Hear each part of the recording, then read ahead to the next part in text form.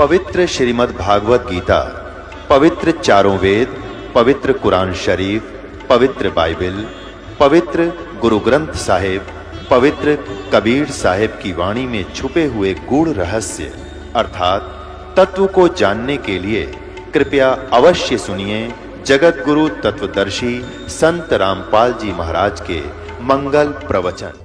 बोलो सतगुरुदेव की जय। बंदी छोड़ कबीर परमेश्वर जी की जय। बंदी छोड़ गरीबदास जी महाराज जी की जय। स्वामी राम देवानंद जी गुरु महाराज जी की जय।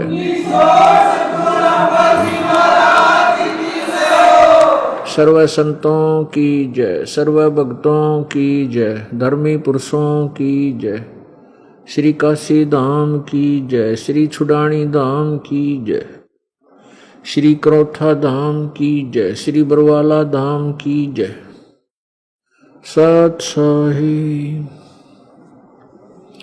गरीब नमो नमो सतपुरुष को नमस्कार गुरु की नहीं। सुर नर मुनि जन साधुआ संतों सर्वस्दी नहीं। सतगुरु साहेब संत सब डंडो तुम प्रणाम। आगे पीछे मध्य हुए तिनको जा कुर्बान। नराकार निर्विषम काल जाल भय बंधनम निर्लेपम निज निर्गुणम अकलनो बेशोंदनम। सोहम सुरति समाप्तम सकल समाना नीरतलय उज्ज्वल हिरंबर हरदमम बेपरवा अथाह वार पार नहीं मध्यतम। गरीब जो सुमर सिद्ध होई गणनायक गलताना। करो अनुग्रह सोई पारस पद परवाना। आद्य गणेश मनाऊं गणनायक देवन देवा। चरण कमल लाऊं आद्यंत करूं सेवा। परम शक्ति संगीतम रिद्धि सिद्धि दाता सोई। अवगत गुण अतीतम सत्पुरुष निर्मोही। जगदम्बा जगदीशम मंगल रूप बुरारी। तन मन अर्पों शेषम भक्ति मुक्ति भंडारी। सुर नर मुनि जन ध्यावे ब्रह्मा विष्णु महेशा। शेष शेष मुख गावे पूज्य आदि गणेशा। इंद्र कुबेर सरीखा वरुण धर्म राय ध्यावे। समरथ जीवन जी का मन इच्छा फल पावे। 33 कोटि आधारा ध्यावे 88 उतरे बहुजल पारा। कट है यम की फांसी। 33 कोटि आधारा ध्यावे 88 उतरे बहुजल पारा। कट है यम की फांसी। सत साहिब कर जोरूं विनती करूं धरूं चरण पर शीश।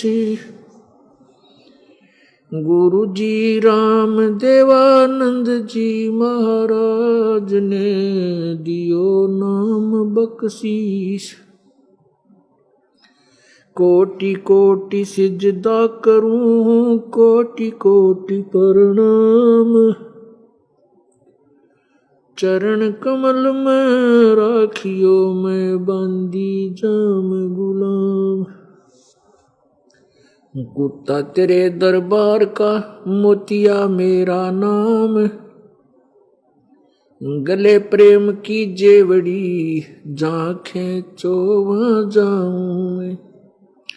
तो करो तो बावड़ूं दूर दूर करो तो जाऊं। जो राखो तो ही रहूं जो देवो सो खाऊं। जय इब कै सतगुरु मिले सब दुख आँखों रो। चरणों ऊपर शीश धरूं कहूं जो कहनी हो। कबीर साईं मिलेंगे पूछेंगे कुशलात। आद अंत की सब कहूं अपने दिल की बात। गुरु जी तुम ना भूलियो चाहे लाख लोग मिल जाही। हमसे तुमको बहुत है, तुमसे हमको नहीं। तुमरे विसारे क्या बने, मैं किसकी शरण में जाऊं। शिव ब्रंच मुनि नारदा, तिनके हृदय न समाऊं। अब गुण किए तो बहुत किए, करत न मानी हार। बावे बंदा बख्श दियो, बावे गर्दन उतारू। अब गुण मेरे बाप जी, बख्शो गरीब नवाज। जो मैं पूत कपूत हूँ, बोर पिता को लाज। मैं अपराधी जन्म का, नक्शक भरे विकार। तुम दाता दुखी भंजना, मेरी करो संभार। पूर्ण ब्रह्म कृपा निदान, सुन के सो करतार। गरीब दास मुझ दीन की, रखियो बहुत संभारे।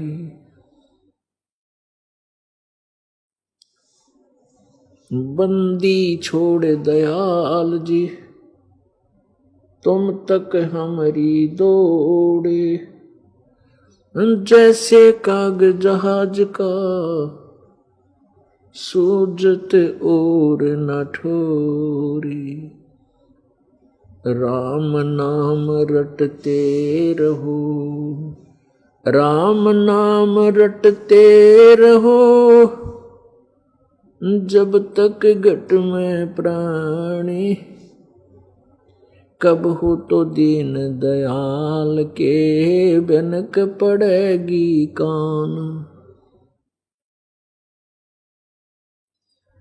राम रटत कोड़ी भलो, चू चू पड़े जो चाम। ये सुंदर शरीर किस काम का, जा मुख नाही नाम। राम रटत दारिद्र भलो, टूटी घर की छान। वो सुंदर महल किस काम के, जहाँ भक्ति नहीं भगवान। राम रटत कन्या भली, साकट भला न पूत। छेरी के गल में गल थना, जिसमें दूध न मूत। मानुष जन्म पाए कर, जो नहीं रटे हरि नाम। जैसे कुआ जल बिना, बनवाया क्या काम।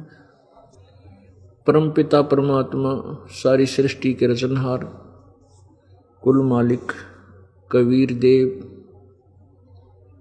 कबीर परमेश्वर, अल्लाहु अकबर, वो प्रत्येक युग में अपने सतलोक से चलकर इस काल के लोक में, पृथ्वी आदि लोकों में आता है। सहशरीर आता है, सहशरीर चला जाता है। वो परमेश्वर सतयुग के अंदर सत्सुकृत नाम से सुप्रसिद्ध होता है। पूरे युग में सत्सुकृत नाम से ही उनकी प्रसिद्धि होती है। वही पूर्ण परमात्मा, पूर्ण ब्रह्म, परमक्षर ब्रह्म त्रेता युग में मुनिंदर नाम से सुप्रसिद्ध होता है। पूरे युग में मुनिंदर नाम से ही उनकी प्रसिद्धि रहती है। वही परमेश्वर द्वापर युग में करुणामय नाम से प्रसिद्ध होते हैं। सहशरीर आते हैं, सहशरीर चले जाते हैं, और पूरे द्वापर युग में उनकी करुणामय नाम से प्रसिद्धि रहती है।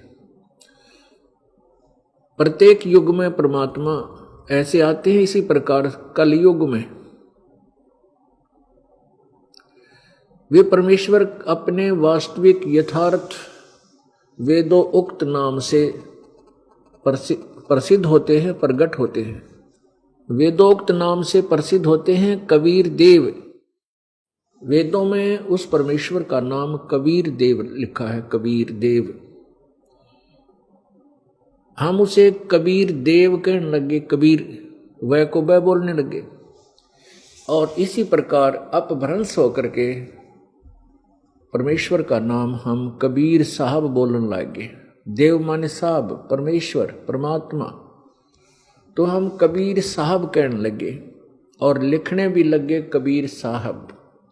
वेदों में उसे कबीर देव, कबीर अग्नि, कबीर अमितोजा, कबीर मनीषी आदि नामों से संबोधित किया गया है।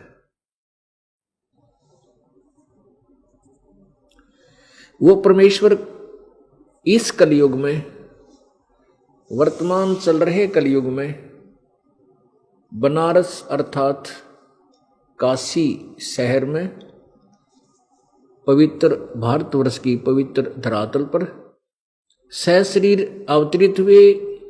बनारस शहर के लहर तारा नामक एक तालाब में विकसित कमल के फूल पर वे एक शिशु रूप धारण करके प्रकट हुए। उनको नीरू नीमा नाम के जुलाहा, जो निसंतान थे, परमेश्वर को बालक रूप में अवतरित नवजात शिशु को उठा ले गए, पुत्रवत परवरिश की। और जब परमात्मा छोटी ही आयु के थे, उसी समय से अपने उद्देश्य की पूर्ति के लिए वो जिस लिए आते हैं उस तत्व ज्ञान का प्रचार करने लग गए थे। परंतु परमात्मा को एक बालक समझकर उनकी उन गूढ़ रहस्य युक्त वचनों पर, बातों पर किसी ने ध्यान नहीं दिया।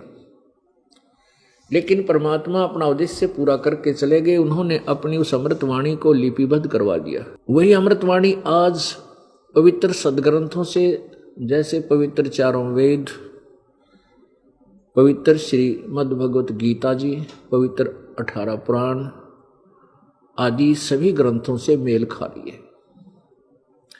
जो इन सदग्रंथों के अंदर यथार्थ ज्ञान लिखा हुआ है, वही परमेश्वर ने अपनी कबीर वाणी में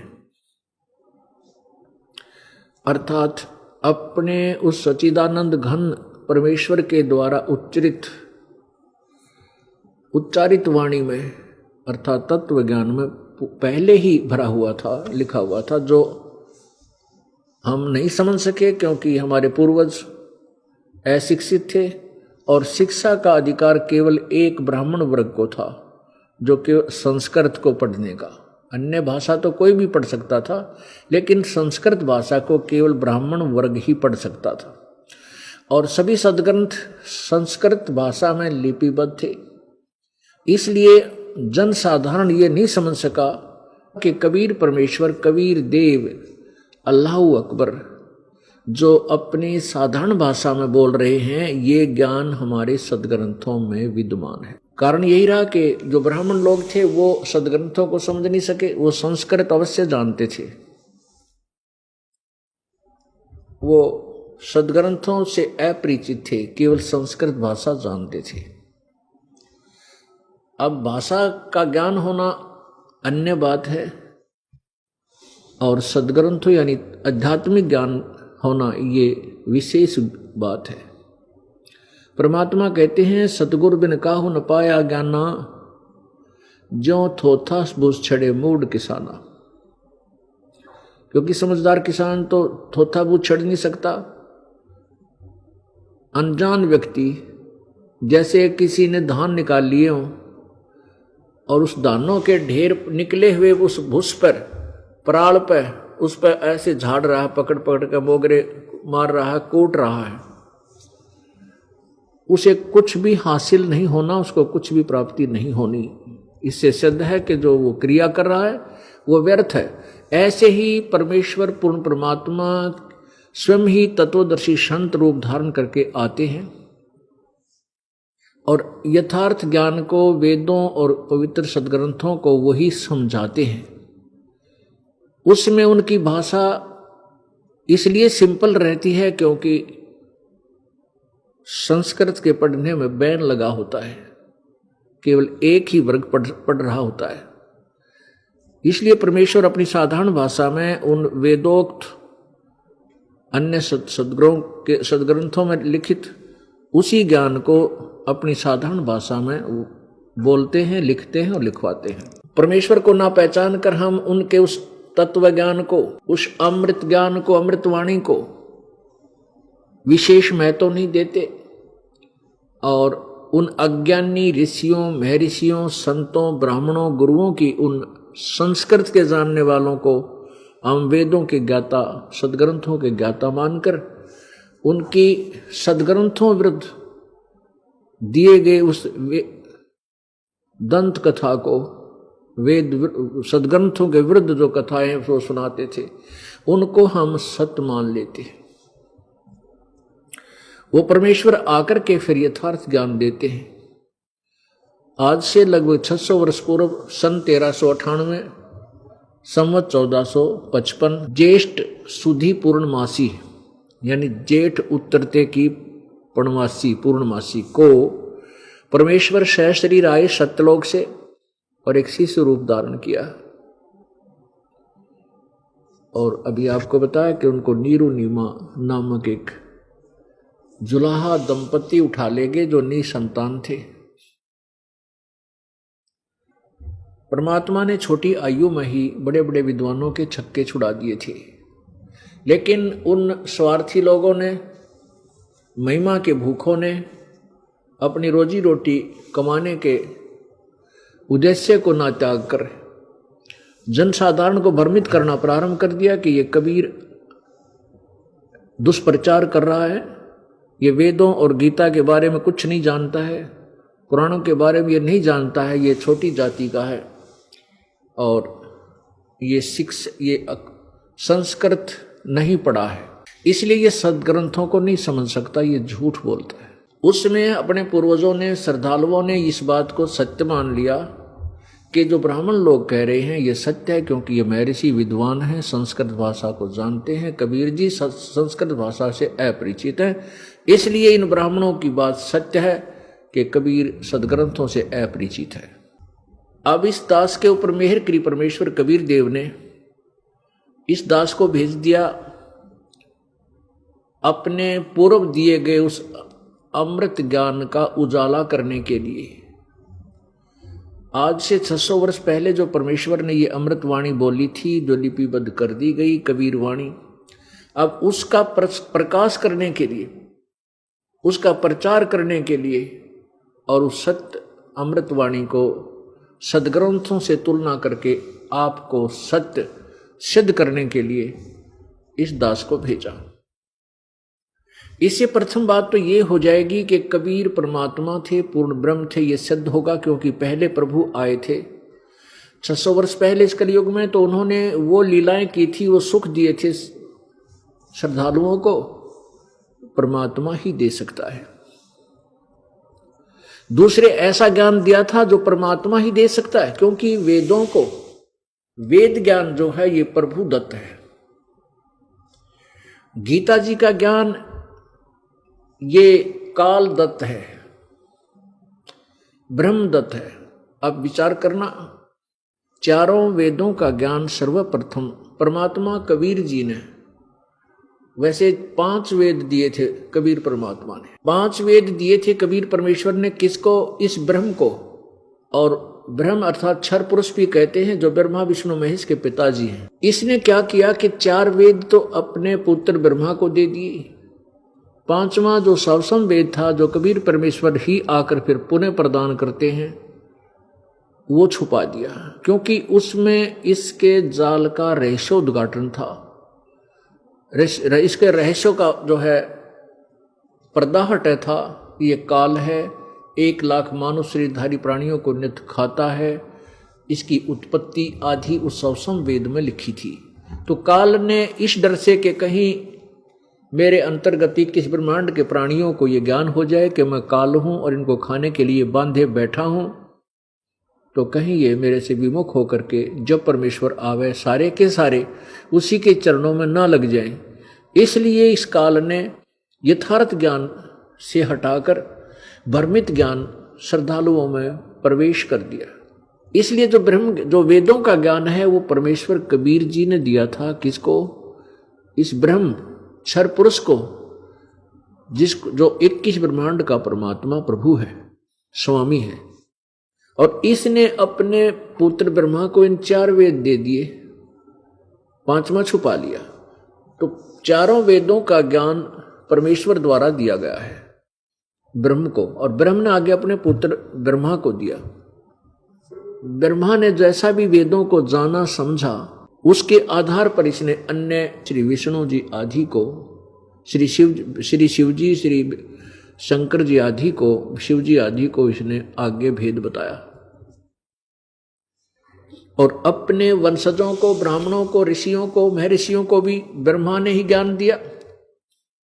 और ब्रह्मा जी देवी भागवत महापुराण 3 स्कंद में कहता है कि अपने पुत्र नारद से बता रहा है कि मैं जब मेरी उत्पत्ति हुई, मैं कमल के फूल पर बैठा था।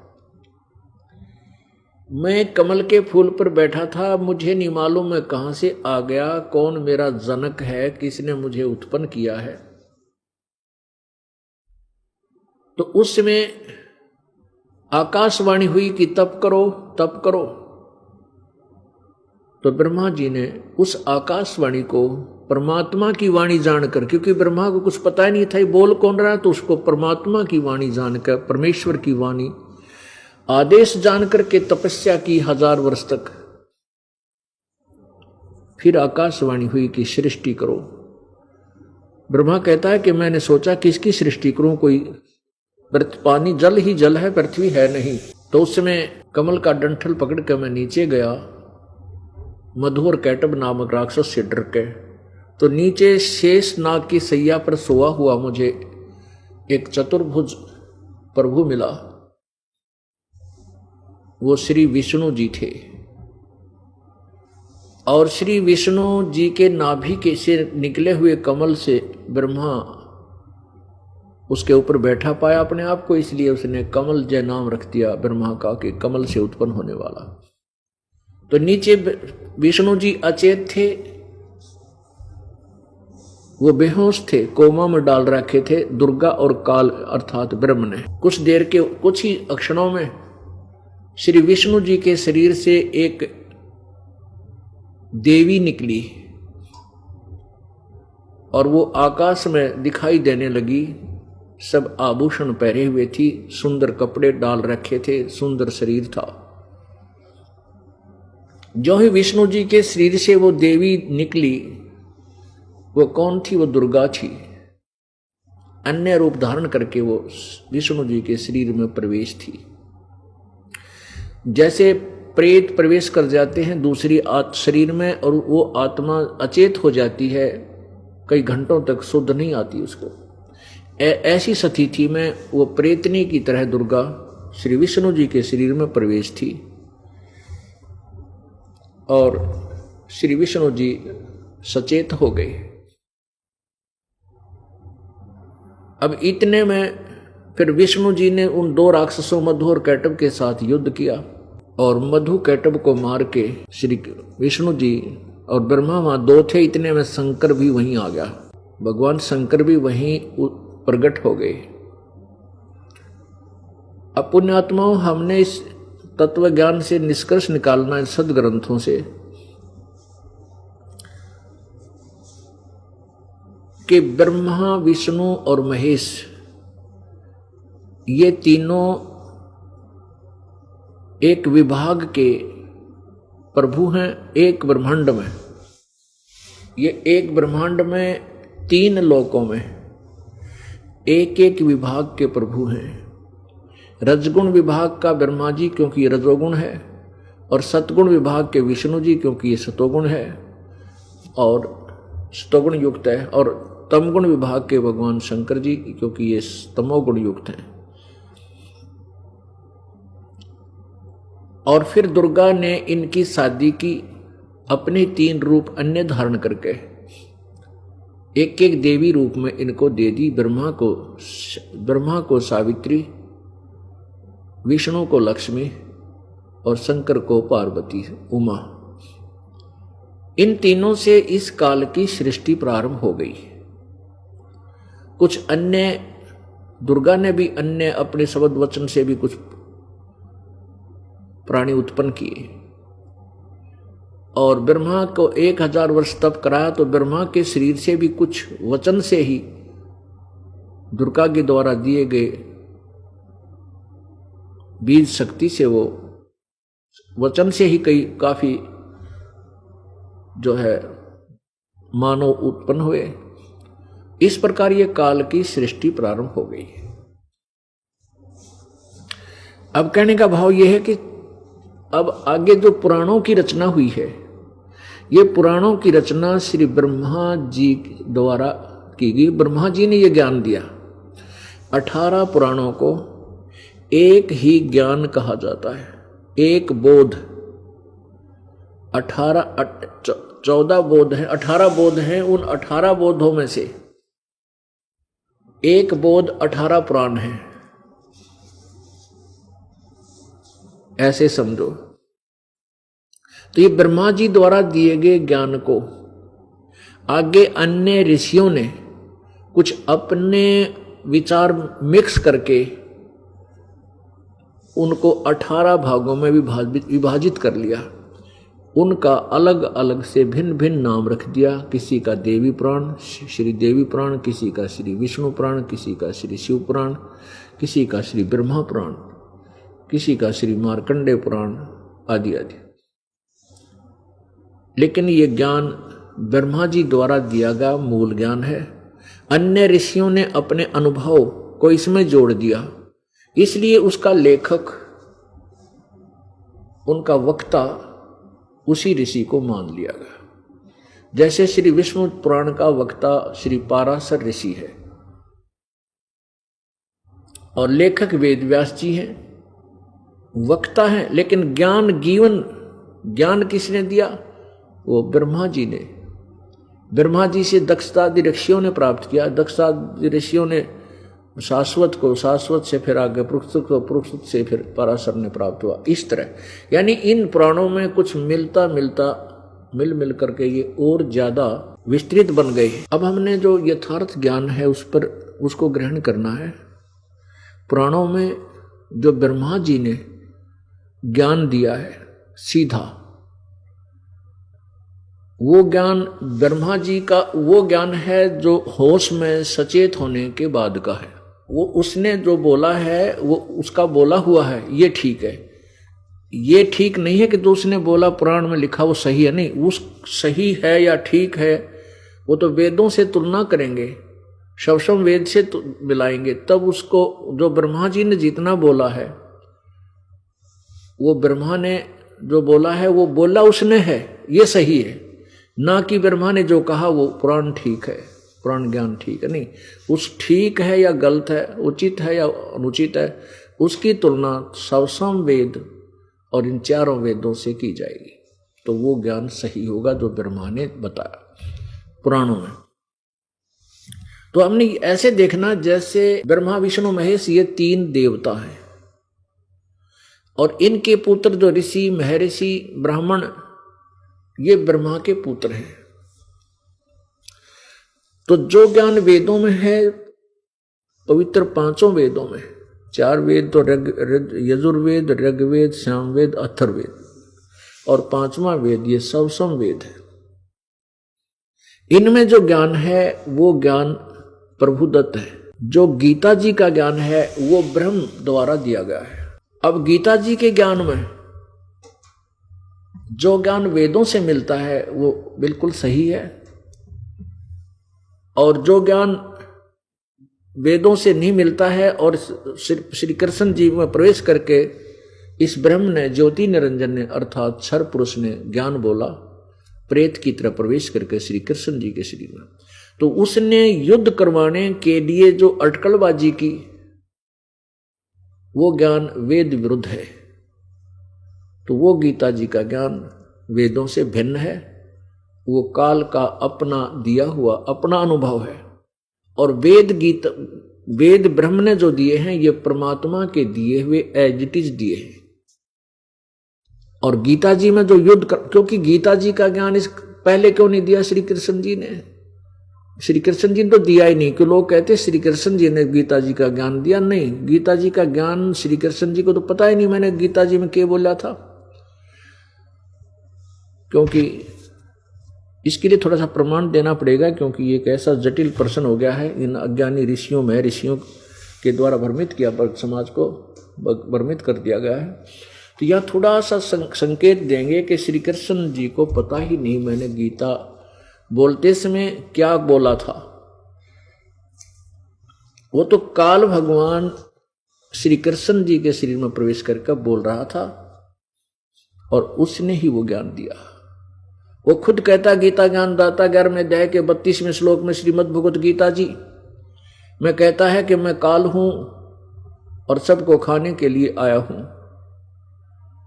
पुण्यात्माओं, श्री कृष्ण काल नहीं थे। उन्होंने पहले कभी अपने आप को काल नहीं किया, बाद में कभी काल नहीं कहा, पहले कभी काल नहीं कहा। और ऐसा विकराल शरीर जिसको देख करके ऐसा भयंकर शरीर दिखाया उस काल ने, श्री कृष्ण जी के शरीर से बाहर निकल कर बाहर खड़ा होकर के श्री कृष्ण जी अलग खड़े होकर देख रहे हैं और वो काल अलग से खड़ा, अर्जुन अलग देख रहा है। तो उस काल ने सारी ये अटकलबाजी की युद्ध कराने के लिए, और उसी ने ये वेदोक्त ज्ञान गीता जी में दिया, कुछ अपनी अटकल अड़ा दी। जैसे गीता जी अध्याय नंबर 2 के श्लोक 37-38 में कहा कि अर्जुन तो युद्ध कर ले, लाभ हानि को त्याग कर युद्ध कर ले, इस प्रकार तू पाप को प्राप्त नहीं होगा। 38 में तुरंत ही कह रहा है कि तू युद्ध में मारा गया तो स्वर्ग प्राप्त करेगा और जीत गया तो पृथ्वी का राज भोगेगा, तेरे दोनों हाथों में लड्डू। गीता जी अध्याय नंबर 2 के श्लोक 37 में तो कह रहा है कि किसी लाभ हानि की चिंता छोड़ दे, उद्देश्य मत रख। और 38 में लाभ और हानि आप बताने लग रहे भगवान, ये काल भगवान। अब ये तो बात देखो, युद्ध करना कोई बालकों का खेल नहीं है और कोई अच्छी बात नहीं। और युद्ध बगैर किसी लाभ हानि के करेगा कौन? अंडरस्टूड है। बगैर लाभ हानि के तो हम 10 कदम भी ना चलें किसी तरफ, और वो सिर धड़की बाजी, अपने जीवन की बाजी लगाना। तो इस तरह का जो भ्रमित ज्ञान है ये काल जीवन है। और आगे जो ज्ञान है कि भक्ति मार्ग का जो ज्ञान है वो ज्यों का तो वेदों वाला है, उसमें कुछ अटकल लड़ाई है। जैसे इसने गीता जी अध्याय नंबर 3 के श्लोक 4, 5, 6, 8 आदि में लिखा है कि अर्जुन कहता है कि भगवान आपके दोगले से वचन, कभी तो आप कहते हो कर्म ज्ञान को उत्तम बताते हो, कभी आप कर्म को उत्तम बताते हो, कभी आप किसी वस्तु को, तो मुझे ये तेरे दोगले से वचन मुझे अच्छे नहीं लगते, मुझे भ्रमित कर रहे। आप एक ज्ञान बताओ।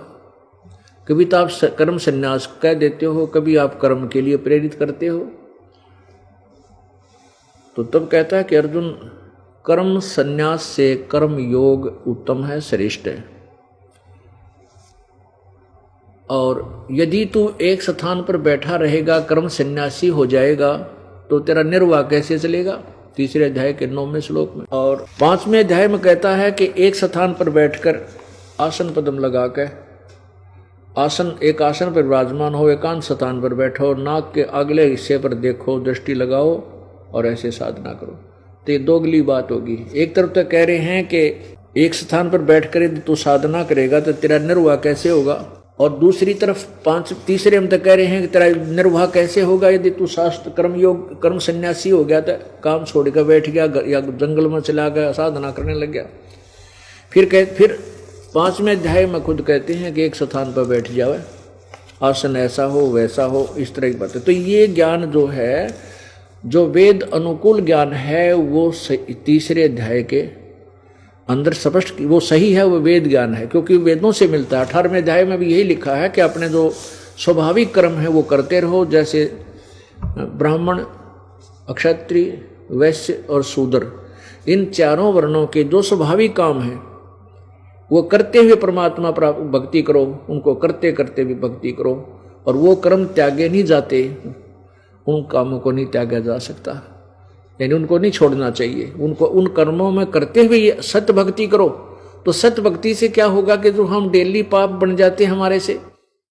जैसे किसान खेत में हल जोतता है, ना जाने करोड़ों जीवों को मार डालता है।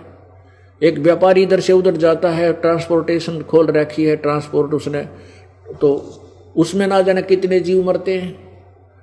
और भी बहुत से कर्म हैं, जैसे कोई भी किस मजदूर है अपना कस्सी वगैरह से खोदता है, ना जाने कितने जीव मरते हैं।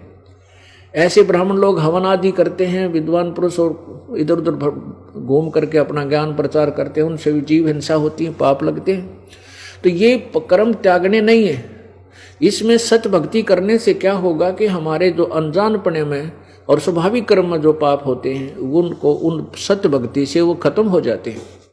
जैसे हम प्रतिदिन कपड़ा पहनते हैं, कपड़ा मैला होता है तो होगा हो तो क्योंकि हम, लेकिन उसका साबुन और पानी से हम उसको धोएंगे जल से तो डेली साफ हो जाएगा, डेली साफ करेंगे तो स्वच्छ रहेगा, स्वच्छ रहेगा। इसी प्रकार हम सत्य भक्ति करेंगे तो अपने स्वाभाविक कर्म करते हुए भी हम पाप को प्राप्त नहीं होंगे, और शास्त्र विरुद्ध साधना करेंगे तो वो हमें कोई लाभ होना ही नहीं। तो फिर वो सारे पाप भी लगेंगे, जो स्वाभाविक कर्म वाले भी वो भी पाप लगेंगे, क्योंकि आपके पास वो साबुन और जल नहीं है।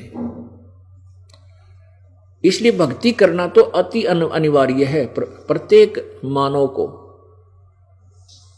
और जो भक्ति नहीं करते हो तो वैसे ही पाप के भागी हैं।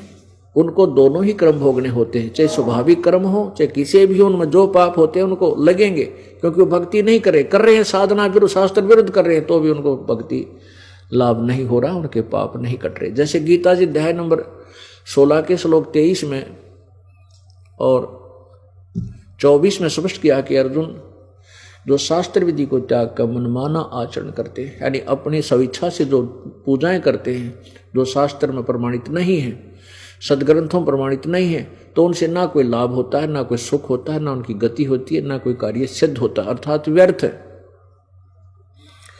24वें श्लोक में कहा है 16वें अध्याय के में श्रीमद् भगवद गीता जी में कि इससे तेरे लिए कर्तव्य और अकर्तव्य कर्मों के लिए शास्त्र ही प्रमाण है।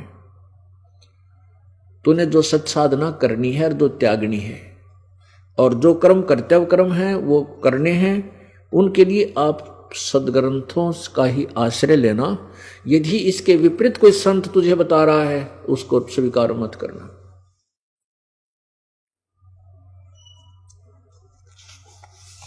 तो इस प्रकार जो शास्त्र गीता जी में जो ज्ञान है,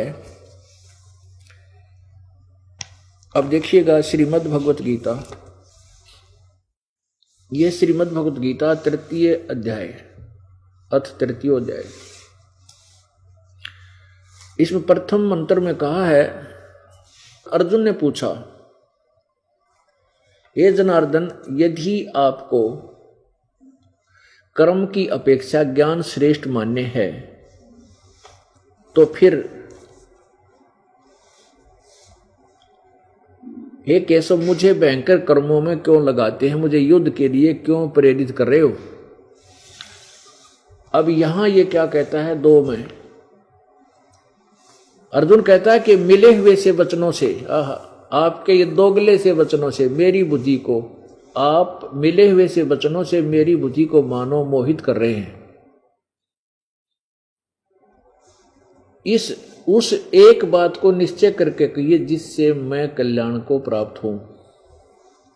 अब यहां श्री भगवान बोले, हे निष्पाप, इस लोक में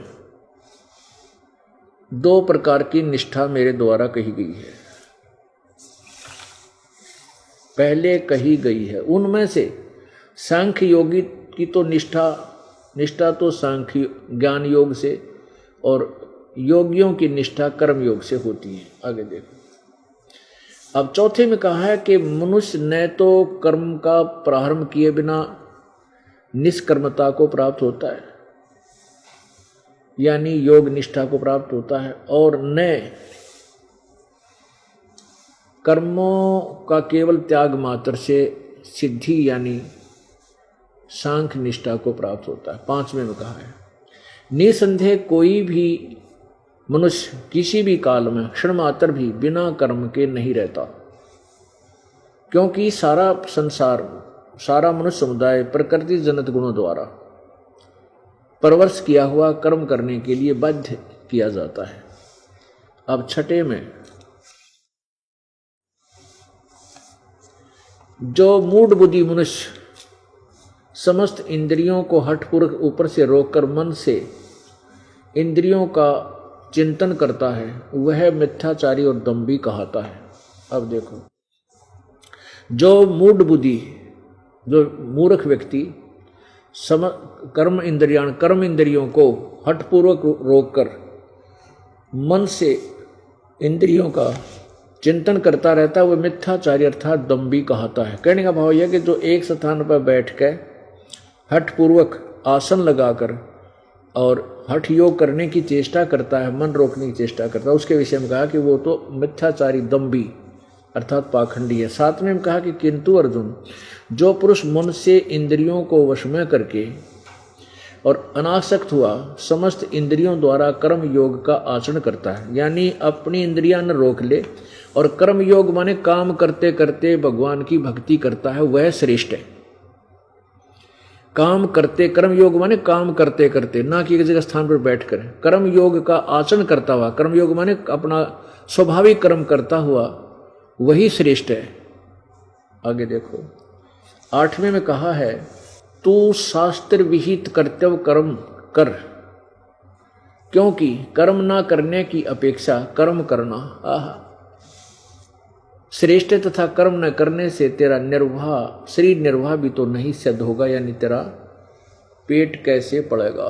ये तो बिल्कुल सही, ये है वेद अनुसार ज्ञान जो ब्रह्म ने दिया है। और आगे 5वें अध्याय में इसने 15वें श्लोक तक जो ज्ञान बताया है वो इसकी अपनी थोपी हुई थ्योरी है, सिद्धांत है, जो वेद विरुद्ध है। नहीं, अक्षमा करना, ये 6 में नहीं, 5वें में नहीं, 6 अध्याय में लिखा है। 6 अध्याय में लिखा है, जो एक आसन पर बैठ कर, अब 6 अध्याय में, वो 5वें में गलत कहेगा ये दास, 6 अध्याय में उस 3रे अध्याय के विपरीत ज्ञान दिया है। 3रे अध्याय के 1 से लेकर जो 8वां वर्णन है उसके विपरीत अब अध्याय नंबर 6 के श्रीमद् भगवद गीता के अब 10, 11, 12, 13, 14 में जो इसने 15 तक ज्ञान दिया है वो इसका अपना ज्ञान है। अब देखना, ये अध्याय नंबर 6 श्लोक नंबर 10 से प्रारंभ करें। मन और इंद्रियों सहित शरीर को वश में रखने वाला आशा रहित, संग्रह रहित योगी अकेला ही एकांत स्थान में स्थिर होकर आत्मा को निरंतर लगावे, परमात्मा में लगावे, और शुद्ध भूमि में जिसके ऊपर कर्म से कुशा, मृग छाला और वस्त्र बिछे हैं, न बहुत ऊंचा और न बहुत नीचा, ऐसे अपने आसन को स्थिर करके उस आसन पर बैठकर चित्त और इंद्रियों की क्रियाओं को वश में रखते हुए मन को एकाग्र करके अंतःकरण की शुद्धि के लिए योग का अभ्यास करें। 13वें में कहा कि काया, सिर और गले को समान अचल धारण करके और शिथिर होकर अपनी नासाग्रे यानी नासिका के अग्र भाग पर, नाक के अगले हिस्से पर दृष्टि जमाकर दिशाओं को न देखता हुआ ब्रह्मचारी के व्रत में स्थित भय रहित, भली भांति शांत अंतःकरण वाला सावधान योगी मन को रोक कर मुझ में चित्त वाला मेरे प्राण होकर स्थित हुआ है।